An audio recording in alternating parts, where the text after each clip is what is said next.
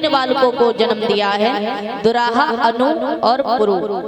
इस प्रकार से महाराज याति के 5 पुत्र हो जाते हैं। तो महाराज बताया है इन्हीं यदु के नाम से यदुवंशी चली, इन्हीं में अनेक जातियां आती हैं और इन्हीं यदु के हुए शिष्यगण, इनके हुए प्रणजी, इनके हुए आहुक और आहुकी और इन्हीं के हुए हैं उग्रसेन और देवक। ये मथुरा नगरिया के राजा थे। महाराज देवक है, इनकी बेटी का नाम है देवकी और उग्रसेन है, इनके कोई संतान नहीं। प्राण प्रिय रानी है जिसका नाम है पवन रेखा। तो महाराज पवन रेखा गर्भवती थी। एक समय पवन रेखा कहाँ गई? अपने मायके। जब पवन रेखा गर्भवती थी तो ये मायके पहुंची। मायके से पवन रेखा अपने पिता से कहती है, पिताजी मैं बागों में घूमना चाहती हूँ, हमारा मन करता है कि सुंदर सुंदर फुलवारी में घूम करके आऊं। तो पिताजी ने रथ को तैयार करवाया और सभी सखियां साथ में जाती हैं।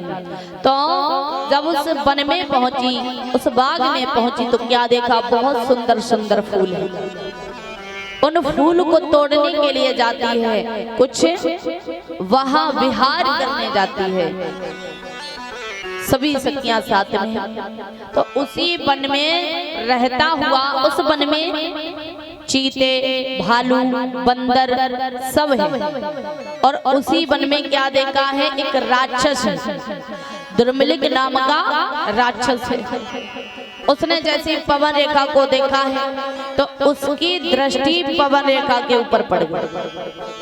कहते ना जो गर्भवती माताएं होती है ना, उनको अपने मायके नहीं जाना चाहिए, उनको कभी बाजार नहीं जाना चाहिए, उनको कभी बाहर की चीजें नहीं खाना चाहिए और उनको गीता का पाठ करें, रामायण का पाठ करें, घर पे रहना चाहिए, सारे शरीर को ढक के रहना चाहिए, शरीर खुला मत छोड़िए।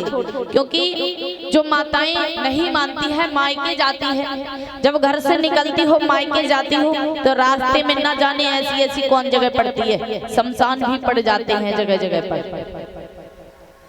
और जो महाराज लोग जब घर से निकल जाओ ना तो लोग देखते हैं, उनकी दृष्टि आपके ऊपर पड़ जाती है। तो ये राक्षस की दृष्टि पवन रेखा के ऊपर पड़ गई। और जब किसी की गलत दृष्टि पड़ जाती है ना, जो अच्छा इंसान नहीं है, भूत प्रेत मिलते हैं, तो जब किसी की दृष्टि पड़ जाती है फिर वैसा ही बालक घर में जन्म लेता है।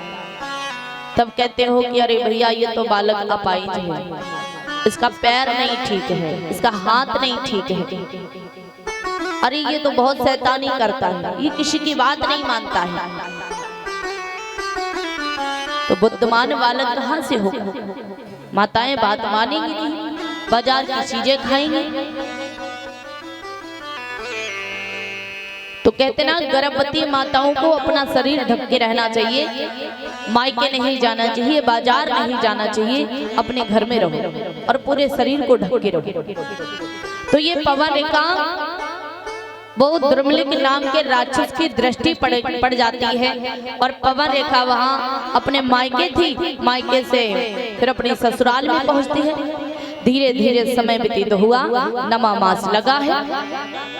जैसे नमा मास लगा, अब उस बालक का जन्म होने वाला, तो पहले से आंधी तूफान आने लगा और जैसे आंधी तूफान आने लगा है अब तो लोग त्राहि त्राहि करने लगे, अरे ये क्या हो रहा है, ये क्या हो रहा है। पशु पक्षी चेखने लगे, अरे प्रभु ये क्या हो रहा है, मैं क्या देख रहा हूँ। अब जिस जगह पर धर्म होगा, जिस जगह पर धर्म होता था उस जगह पर अधर्म होगा। अरे किसका जन्म होने वाला है। महाराज इतनी बारिश हुई, आंधी तूफान आया है, और उसी रात्रि में मैया पवन रेखा ने अपने बालक को जन्म दिया। उसी का नाम रखा गया कंस महाराज। क्या नाम है? कंस। अब वो धीरे धीरे बड़ा होता है और ज्यादा नटखट बालक होगा ना तो वो पहले से पता चल जाएगा। अब ये कंसराज छोटा है ना, ये जाता है बच्चों के साथ में खेल खेलने, तो किसी बच्चे को पीटता है, किसी की बाहें तोड़ देता, किसी को धकेल देता है। इतना शैतानी हो गया। उसके बाद में ये जब और बड़ा हो जाता है फिर तो ये अपने साथ में जो बच्चे खेलने जाते हैं तो किसी की जीभ काट देता है, किसी को कुएं में धकेल देता है, किसी को मारपीट करता है। क्यों? क्योंकि वो द्रुमलिक नाम का राक्षस था ना, उसकी दृष्टि पड़ी थी तो अब तो राक्षस ही जैसा होगा। और जब घर में बालक परेशान करे फिर माताएं कहती हैं अरे भगवान पता नहीं ये कैसा बालक घर में आ गया, इससे अच्छा तो ना होता तो ठीक था। माताएं परेशान हो जाती हैं बालकों से। अब यहाँ तक हुआ कि जो मथुरा की लड़कियां थी ना, माखन बेचने के लिए ले जा रही थी। अब ये मानता नहीं है, रास्ते में जाता है, लड़कियों को मार पीट करता है, मटकी फोड़ देता है, किसी को जाने नहीं देता है। सब लड़कियों के पिता शिकायत को लेकर के आते हैं और कहते हैं अरे महाराज देखो तुम्हारा लड़का इतना उद्यमी हो गया है, उसने हमारी बेटी का हाथ तोड़ दिया, मार पीट की है। अब महाराज ये कंस है ना, ये बड़ा हो गया। जब बड़ा हो जाता है तो उसने देखा है कि जब हमारे पिता के पास सब लोग शिकायत को लेकर के आते हैं, उग्रसेन ने बुलाया बेटा इधर आओ, देखो तुम बड़े हो गए हो और तुम्हारी शिकायतें बहुत आती हैं, इसलिए आज से हमें कोई शिकायत ना मिले। तो कंसराज कहने लगा पिताजी अच्छा हमसे हुक्म चला रहे हो, और पिताजी सुनो अब तुम इस राज्य के चलाने के लायक नहीं हो, आप सिंहासन से नीचे उतर आओ, हमें अपना मुकुट दो, हम स्वयं इस मथुरा नगरिया का राजा बनूंगा। उग्रसेन ने जब डांटा है तो कहते ना कि जब पुत्र पिता के बराबर हो जाए ना तो फिर कभी कभी जो ऐसे बहुत से बेटे होते, बहुत से पुत्र होते हैं जो अपने पिता पर ही हाथ उठा देते हैं, और ये गलत है।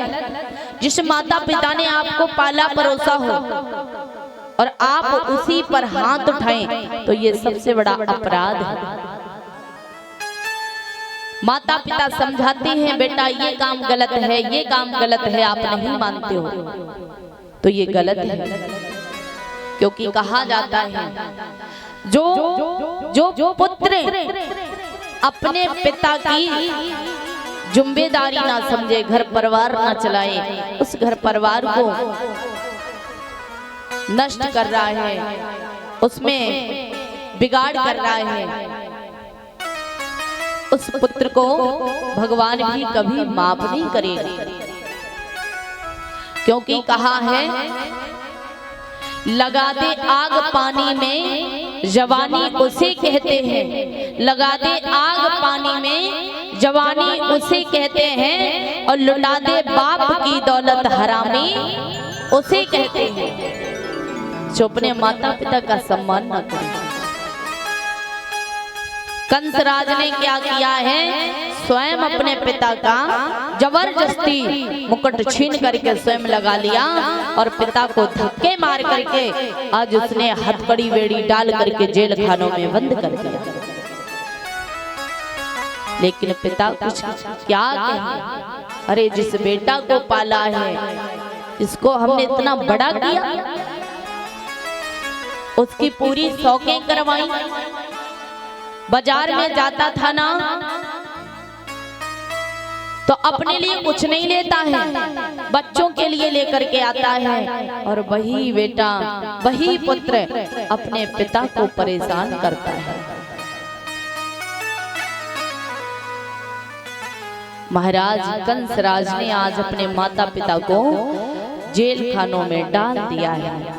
यहाँ तक हुआ कि उसने पूरे राज्य में ऐलान करवा दिया कोई भी हवन यज्ञ नहीं करेगा, सब बंद करवा दिया। महात्मा नगरी को छोड़ करके भागने लगे, बहुत विरान हो गया। उसके बाद में ये कंसराज की जो बहन थी, चचेरी बहन, जिसका नाम देवकी है, ये अपनी बहन से बहुत प्रेम करता था। तो उसने कहा कि हम अपनी बहन का विवाह करें। तो सभी लोगों से सलाह मिलाई है, कहा कि हम अपनी बहन का विवाह करेंगे, यदि कहीं अच्छा सा लड़का हो तो बताओ। तो कंसराज ने ही विचार किया कि हम कहाँ जाएंगे लड़की को ढूंढने के लिए। तो ऐसा करते हैं, जो हमारी और भी बहनें वसुदेव के लिए बिहाई हैं, यानी कि चचेरी बहनें थी ना, वो वसुदेव जी के साथ में विवाह हुआ था। बटेश्वर के रहने वाले हैं वसुदेव, और हम अपनी देवकी का भी विवाह वसुदेव जी के साथ में करूंगा। और कंसराज ने पत्र में लिख करके भेज दिया है कि हे वसुदेव जी, दूल्हा बन करके मथुरा नगरिया में आ जाओ और हम अपनी बहन का विवाह तुम्हारे साथ में करेंगे। पहले तो वसुदेव ने पत्र देखा है और पढ़ा है तो बहुत रोए। क्यों? क्योंकि कंसराज की चचेरी बहनें वो भी हमारे साथ में ब्याही हैं। और दोबारा से फिर ये कंस ने पत्र भेज दिया। तो कंस की डर की वजह से वसुदेव जी दूल्हा बन करके मथुरा नगरिया में बारात को लेकर के बड़े धूमधाम से मथुरा नगरिया में आते हैं। कंसराज ने सभी बारातियों का सम्मान किया, स्वागत किया है। और जब सभी का सम्मान किया, उसके बाद सुबह होता है, देवकी और वसुदेव जी का कन्यादान हुआ। कन्यादान होने के बाद भामरे पड़ी, विवाह संपन्न हुआ। और जब विवाह संपन्न हुआ तो आज अपनी बहन की, मैया देवकी की विदाई करने लगा है। अब महाराज कहते ना कि जब विदाई होती है ना, तो ये बड़ी बहुत कठिन होती है विदाई। बताओ, ये कथा को गौर से सुनना है। जब आप बेटी की विदाई करते हो ना, तो जिस दिन बेटी का पता है ना, जो घर में बेटियां होती हैं और बेटी की यदि शादी रुक जाए तो बेटी उसी दिन से रोना प्रारंभ कर देती है। क्यों? क्योंकि अब हमारी चाची छूट जाएंगी, हमारी चाचा छूट जाएंगे, हमारी माँ छूट जाएंगी, हमारे पापा छूट जाएंगे। क्योंकि जो बेटियां होती है ना, वो सबसे ज्यादा लाडली यदि किसी की होती है तो पापा की होती है, पिताजी की होती है। बेटियां सबसे ज्यादा लाडली। और जिस दिन पिता जब अपनी बेटी की विदाई करता है ना, जिस दिन विदाई करे, और जब तक बेटी की विदाई नहीं होती है तब तक उस पिता का सब कुछ होता है। और जैसी बेटी की विदाई हो जाती है, फिर उस पिता का कुछ नहीं रहता है। मानो उसका संसार खाली हो गया हो, उसकी दुनिया में कुछ नहीं है। क्योंकि जब पिता नाराज होते हैं ना, तो ये बेटियां अपने पिताजी के गले से लिपट जाती हैं। जो माताएं अपने विवाह हुआ ना, जो भैया और पापा को छोड़ करके आई हैं, उनको तो पता होगा कि विदाई कैसी होती है, ये बेटियों का संसार कैसा होता है। जो बेटियों का विवाह हो चुका है उनको पता है, और कुछ बेटियों का होने वाला है। तो ये बेटियां अपने पिता की बहुत लाडली होती हैं। पता है ना, पिता जब नाराज हो जाएं तो ये बेटियां पिताजी के पास में जाएंगी, कहेंगी पिताजी पापा तुम्हें भूख नहीं लगी, तुम्हें प्यास नहीं लगी? तो पिताजी नहीं बोलते हैं। तब क्या करती हैं, पिताजी के कंधे से लग जाते हैं और जबरदस्ती पूछेंगे पापा बताओ ना, पापा बताओ ना क्या हुआ। यहाँ तक होता कि बेटियां अपने पापा की बात उगलवा लेती हैं,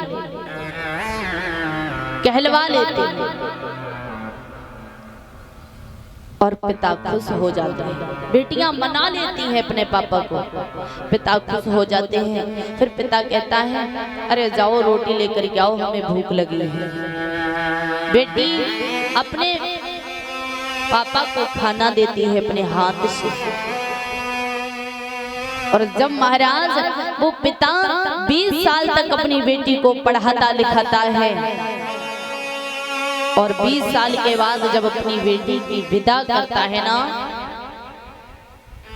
उस दिन बहुत रोता है। एक बूढ़ा बाप बहुत रोता है। क्यों? क्योंकि उसको बस यही रोना आता है कि हमने अपनी बेटी के लिए इतना दहेज दिया है, इतना पैसा खर्च किया है, सब कुछ किया है, और जब हमारी बेटी ससुराल में जाती है ना तो वहां पर ससुराल वाले कहते अरे बहू क्या लेकर के आई है? बोले कुछ नहीं लेकर के आई है। अरे उस पिता को बधाई देना चाहिए। आप लोग उस पिता को बधाई दें जिस पिता ने अपनी बेटी 20 साल तक अपने आंगन में पढ़ाई लिखाई भोजन कराया और वही बेटी तुम्हारे हाथों में दे दी है, और फिर भी तुम कहते हो कि मुझे कुछ नहीं दिया। जिसने अपने पूरी दौलत तो एक बेटी होती है, अपना दिल का टुकड़ा तो एक बेटी होती है, जिसने अपनी बेटी को दे दिया, मान के चलिए उसने सब कुछ दे दिया है, लेकिन फिर भी उनको ताली मिलती है। पता है ना, बेटी की विदाई होती है, पिता बहुत रोते हैं, और जब बेटी की विदाई होती है भैया जाता है अपनी बहन के गले में भैया डाल करके रोता है। तो बहन उस भाई की कमीज पकड़ लेती है, कहती भैया अब तो मैं जा रही हूं, और तुम आज मैं यहाँ से जा रही हूं ना, अब तुम हमारे पापा का ख्याल रखना, हमारे पापा का ख्याल रखना, क्योंकि जब तक मैं घर में रही हूं ना तब तक हमने पापा का बहुत ख्याल रखा, माँ का बहुत ख्याल रखा है। अब मैं जा रही हूँ, तुम्हें पता है ना तुम्हारे पिता कितने बूढ़े हैं, तुम्हारे पापा कितने बूढ़े हैं, तुम इनका ख्याल रखना, इनको टाइम से खाना देना है, टाइम से इनको दवाई देना है, क्योंकि मैं तो ससुराल जा रही हूँ। जब तक मैं घर में रही हूँ ना तब तक मैं अपने पापा की चिंता करती रही, पापा को खाना दिया, दवाई दी, लेकिन मैं जा रही हूँ ना, पापा का कौन ख्याल रखेगा। भैया भी बहुत रोता है। उस भाई को उसी दिन याद आती है जब अपनी बहन के गले में भैया डाल करके रोता है ना, तो भाई अपनी बहन को जबरदस्ती गाड़ी में डाल देता है, जबरदस्ती डाल देता है। तो सब लोग कहते हैं अरे ये बता तू क्यों रोया है, तू क्यों रोया है? तब कहता है तुझे नहीं पता है, रोए तो हम किस लिए रोते? जब हम नाराज हो जाते हैं, क्योंकि भाई और बहन का हमेशा बिल्ली और कुत्ता की तरह झगड़ा होता रहता है। कभी तो गाल में थप्पड़ मार देता है, कभी तो बाल खींच देता है, लेकिन संध्या जब होती है ना तो बहन खाना बना करके उस भाई को देती, ले तू खा ले, तू खाना खा ले। और जब तक मुझे खिला नहीं देती ना तब तक वो खाती नहीं थी। और आज वो अपने ससुराल जा रही है ना तो मेरा कौन ख्याल रखेगा? वो हमारे कपड़े धुलती थी, हमारे कपड़ों में प्रेस करती थी, हमारा बहुत ख्याल रखती थी। पिताजी यदि डांट देना तो वो बहन पक्ष ले लेती थी, वो कभी हमको पिटने नहीं देती थी, वो हमको कभी नहीं। लेकिन आज मुझे याद आ रहा है, आज मेरी बहन ससुराल के लिए जा रही ना, आज हमें बहुत याद आ रहा है, क्योंकि मेरी बहन ससुराल जा रही है। अब हमारी कौन कपड़ों पर प्रेस करेगा, कौन कपड़े धोएगा, कौन खाना हमें परोस कर देगा, क्योंकि तुम्हें नहीं पता है, जब हम कहीं शादी विवाह में जाते हैं ना, तो मुझे कपड़े सेट मिलते हैं, मेरी बहन मुझे तैयार कर देती है। कितनी क्यों ना लड़ाई करें, कितना क्यों ना झगड़ा करें, मेरी माँ उस बेटी को, उस भाई को उसी दिन बहुत याद आती है। और पता है ना, पिता को जब बेटी की विदाई होती है ना, तो उस दिन पिता, सब लोग रोते हैं, लेकिन पिता बेटी के पास नहीं आता है। क्यों नहीं आता है? सब लोग जबरदस्ती उसको पकड़ करके लाते हैं और कहते हैं, अरे तुम्हारी बेटी जा रही है, आज तो इसको कंधा दे दो, आज तो इसका कंधा लगा लो।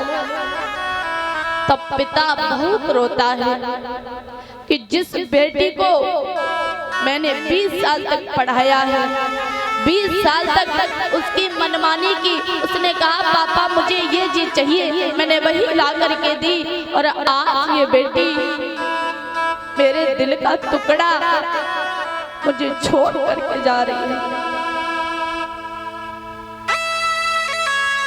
इस दुनिया में यदि कोई है ना, तो बेटी और पिता का रिश्ता बहुत पवित्र बताया।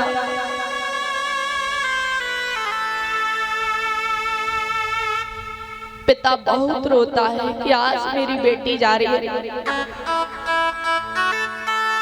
बेटियां ससुराल में पहुंच जाएं, जब बेटियां ससुराल में पहुंच जाती, वहां से फोन करेंगे, कहेंगे भैया पापा का ख्याल रखा कर, और तुम तो यहाँ से बाहर घूमने जाते हो ना, क्योंकि अब मैं ससुराल में आ गई हूँ, तुम पापा का ख्याल रखा करो, माँ का ख्याल रखा करो। बेटियों को इतनी चिंता होती कि जब बेटियां ससुराल में पहुंच जाती है ना, तो वहां से फोन करेंगी और कहेंगी पापा तुम ठीक तो हो ना, पापा तुमने टाइम से दवाई खा ली है, पापा किसी बात की दिक्कत तो नहीं है। बहुत रोती है बेटियां। और जब बेटी ससुराल में चली जाती है ना, सारा काम करती है।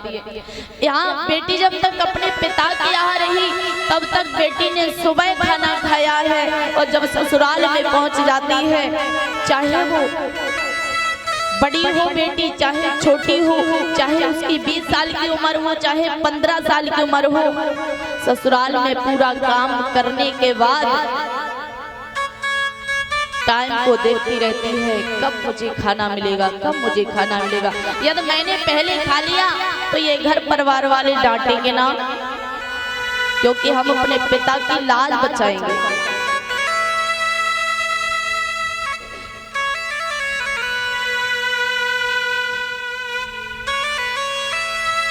बेटियां बहुत रोती हैं। आज बेटी की विदाई होती है ना, तो आज बेटी कहती है, कंसराज अपनी बहन के गले में बैया डाल करके रो रहा है, बहन तो तू ससुराल जा रही है, ससुराल जा रही है ना, तो सभी का ख्याल रखना, सभी का ख्याल रखना, सास ससुर का ख्याल रखना। और कहती है, बेटी कहती है, भैया अब मैं जा रही हूँ ना, तो तुम पापा का ख्याल रखना। मैं गुड़िया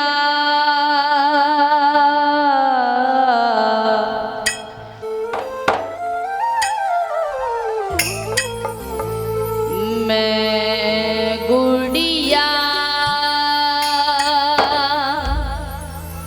तेरे आंगन की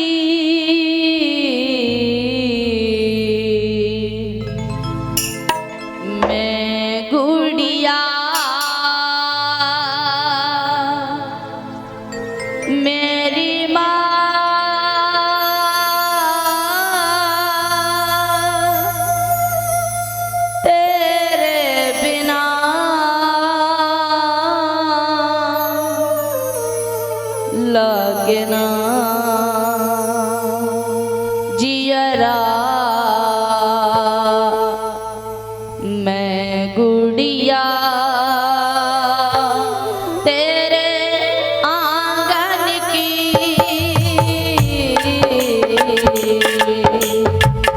मैं गुड़िया मेरी माँ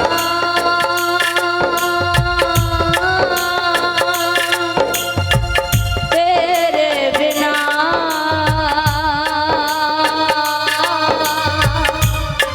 लगना जियरा मेरी माँ लगना जियरा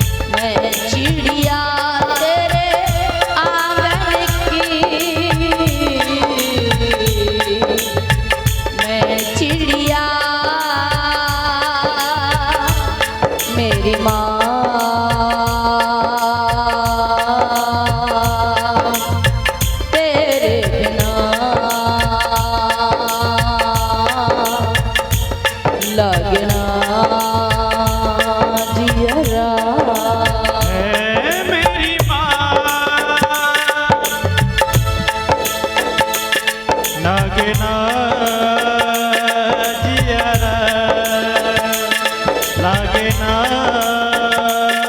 जियरा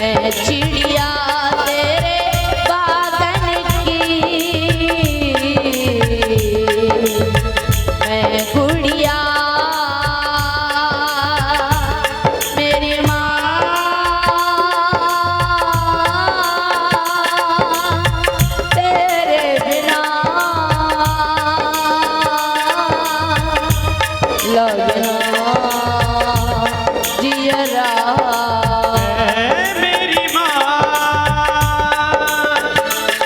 लागे ना जियरा लागे ना जियरा लागे ना जियरा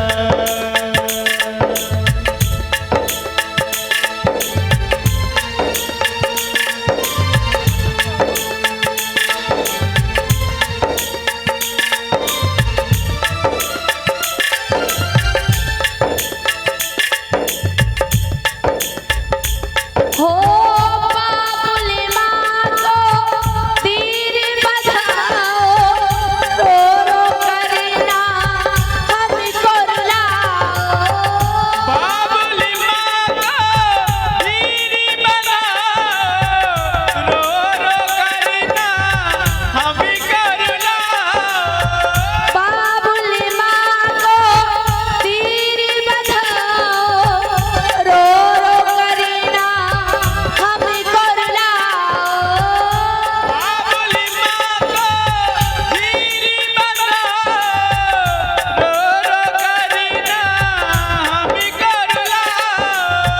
कसम तुम्हें है कसम तुम्हें है कसम तुम्हें आसमान की मैं गुड़िया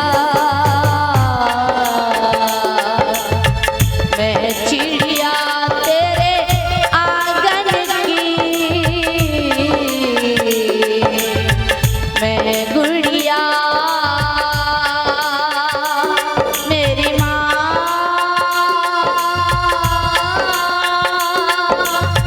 तेरे बिना लगना जियरा है मेरी माँ लागे ना जियरा लगना जियरा लगना जियरा लगना जियरा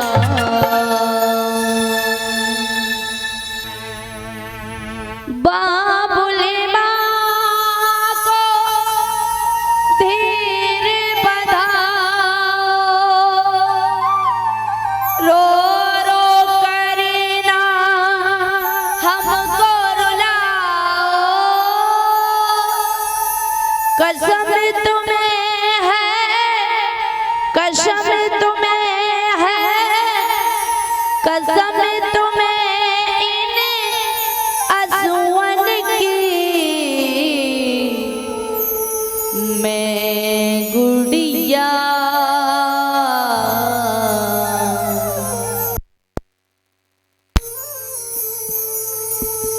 मैं गुड़िया तेरे आंगन की मैं चिड़िया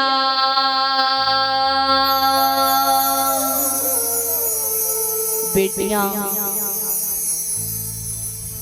बहुत रोती हैं, पता है ना, पिता की याद करके बहुत रोती हैं, क्योंकि माँ के साथ में बेटियां रहती हैं। कछु बेटियां तो ऐसी होती हैं जो अपनी माँ की सहेली बन जाती हैं, फ्रेंड बन जाती हैं, मिल करके रहती हैं। और बेटियां अपनी माँ को सुख दुख की बात बता देती हैं, जो दिल की बात होती है ना, बेटियां माँ को बता देती हैं, तो बेटियां मिल करके रहती हैं, माँ के साथ सहेली बन जाती है। कहते हैं ना कि बेटी छोटी हो ना तो अपनी माँ से कहेगी, माँ अरे तुम खाना बना रही हो, तुम छोड़ो मैं बना दूंगी। तो बेटियां माँ के साथ में उनका काम बंटवाती हैं, काम करने लगती हैं, बहुत जल्दी काम करने लगती हैं। बेटियां जल्दी किसी बात पर रूठती नहीं है, घर में बेटे होते हैं ना, ये मैं दावे के साथ में कहता हूँ कि कोई भी पिता कितना क्यों ना बीमार हो जाए, लेकिन घर में रहने वाला बेटा कभी पानी नहीं देगा। और जो बेटी है ना, वो अपने पिता का पूरा ख्याल रखती है, पिता को पानी देती है, खाना देती है, समय समय पर पूछती है। और बेटियां जब पिता नाराज होते हैं ना, तो बेटियां पहले से पहचान लेती हैं कि आज हमारे पिता रो रहे हैं, आज हमारे पिता नाराज हैं। तो जो बेटियां ससुराल जाती हैं, जो अच्छी बेटियां होती हैं ना, उनके लिए पूरा घर रोता है, पूरा घर। जो बेटियां और ही अच्छी होती हैं, उनके लिए पूरे घर की बात छोड़ो, पूरा मोहल्ला रोता है, पूरा गांव रोता है। अरे वो बेटी बहुत अच्छी थी, बहुत लाडली थी। कितना बेटी खिलौना हो जाती है, बेटी घर की खिलौना हो जाती है, तो वो लोग बहुत रोते हैं। जो अच्छी बेटियां होती हैं, सब लोग रोते हैं उन बेटियों के लिए। अरे वो बेटी ससुराल चली गई ना, तो ऐसा लग रहा मोहल्ला खाली हो गया हो, गलियां सोनी हो गई हो, क्योंकि वो बेटी बहुत अच्छी थी, किसी काम के लिए कभी मना नहीं करती थी। कोई पानी मांगता था तो फौरन लेकर के आती थी, और सब लोगों से हंस खेल करके बोलती थी। उन बेटियों के लिए सब लोग रोते हैं। और कुछ ऐसी बेटियां होती हैं, जो बेटी अपनी मर्जी से अपना जीवन आगे बढ़ाती है ना, अपनी मर्जी से अपना जीवन आगे बढ़ाती है, उसे तो भगवान भी माफ नहीं करता है। जो बेटियां अपने माता पिता का मुंह काला कर देती है ना, उन बेटियों को भगवान माफ नहीं करता है। वो बेटियां हमारी भारतीय संस्कृति को भूल गई हैं, और इन बेटियों को जो भारतीय संस्कृति है ना, उनको जरूर पढ़ना चाहिए। जो बेटियां गलत कदम उठा लेती हैं, वो भारतीय संस्कृति को भूल चुकी हैं। अरे माता पिता ने कितना तुमको प्रेम किया है, और तुम्हारी पूरी शौक करवाई है। और कुछ बेटियां जब अपने माता पिता का मुंह काला करके चली जाती है ना, पिता कहीं बैठने के लायक नहीं रहता है, कोई बात कहने के लायक नहीं रहता है, उस बेटी को वो कभी अपने जीवन में सुखी नहीं रह पाएगी, हमेशा दुख में रहेगी। जो लड़की अपने मन मर्जी से वर को चुनती, अपना जीवन स्वयं बढ़ाती है ना, अपने मन से बढ़ाती है, वो लड़की कभी सुखी नहीं रहती है। उसे